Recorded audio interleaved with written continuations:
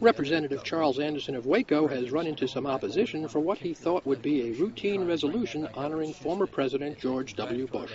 We had one member that thought it was, he had some language in there that he didn't like, but we do these, congratulatory resolutions routinely and every day, really. And so this is the same type thing, and so we're going back and look at the language. We want to try and work with folks, and we'll see if we get language that'll work, and then we're going to go forward with it again. Who was the member and what was the language? Lon Burnham, and there was an interpretation there that he interpreted as waterboarding. There was no mention of waterboarding or anything of that. He just interpreted it as waterboarding. Well, there were two lines or two sections, one of which referred to, in a positive context, his creative ways of dealing with alleged terrorists and people that were incarcerated. It could easily be interpreted as asking us to endorse waterboarding.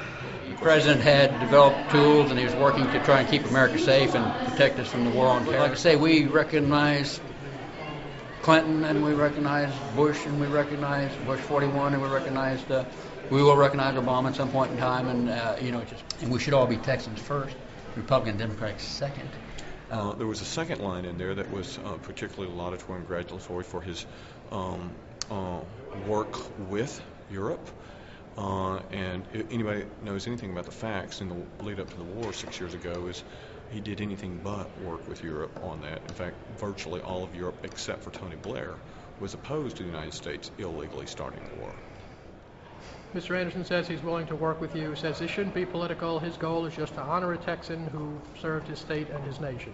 And as I told Representative Anderson, I can live with that as long as he is not honoring somebody for his war crimes.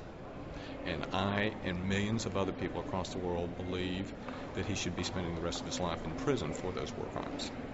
And not being honored by the Texas legislature.